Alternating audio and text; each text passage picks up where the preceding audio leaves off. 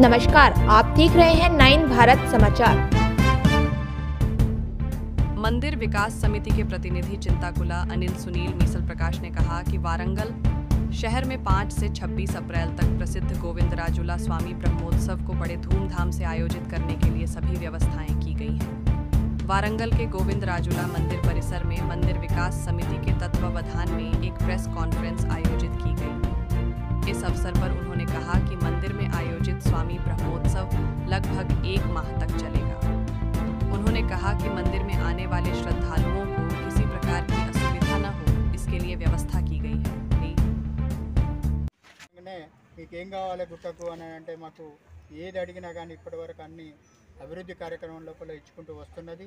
ఈ క్రమం లోపలనే ఈ సంవత్సరం కూడా అత్యంత వైభవంగా రథోత్సవాన్ని శ్రీరాముల వారి కళ్యాణం 6వ తేదీన అవుతుంది। ఎదుర్కొల్లోత్సవం గరిమిళ్ళ వారి వీధిలో అవుతుంది 5వ తేదీ నాడు రేపు సాయంత్రము।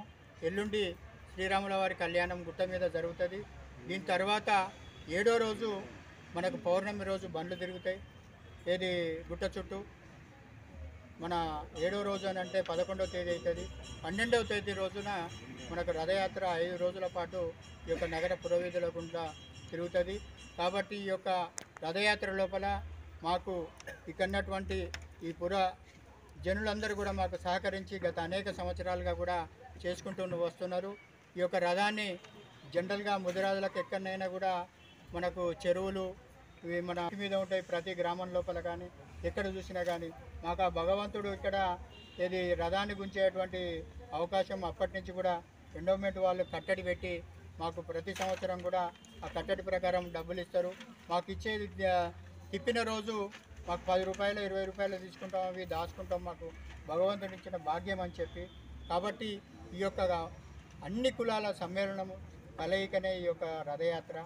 కాబట్టి మనం ఇక్కడ ఉన్నటువంటి బ్రహ్మోత్సవాలు 6/4/2025 ఆదివారం నుండి 26/4 గురువారం వరకు రంగరంగ వైభవంగా జరిపేందుకు ఈరోజు కొండా దంపతుల నాయకత్వంలో కొండా దంపతుల ఆదేశం మేరకు రాష్ట్ర కాంగ్రెస్ నాయకులు గోపాల్ నవీన్ రాజ్ గారి ఆధ్వర్యంలో ఇవాళ పోస్టర్ ఆవిష్కరణ చేయడం జరిగింది।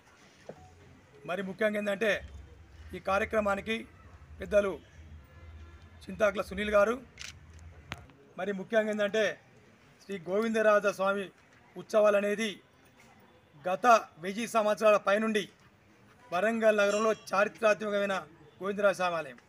వాస్తవంగా చెప్పాలంటే అక్కడ తిరుమల తిరుపతి దేవస్థానం ఎట్టనో ఇక్కడ గోవిందరాజ స్వామి అట్లా ఆ రకంగా ఈ ఆలయ అభివృద్ధి కోసం ఇలా భగవంతుడు ఆ గోవిందరాజ స్వామి దయవల్లనో ఇక్కడ ఉన్న భద్రకాళి దయవల్లనో ఇక్కడ ఉన్న దేవాలయ దయవల్లనో వాస్తవంగా చెప్పాలంటే గౌరవనీయులైనటువంటి శ్రీమతి కొండా సురేఖ గారు ఇక్కడ శాసనసభ్యురాలుగా ఎన్నికైన తర్వాత అదృష్టవశాత్తు తెలంగాణలో రాష్ట్ర దేవాదాయ శాఖ మంత్రిగా కావడం మా అదృష్టంగా భావిస్తూ ఉన్నాం।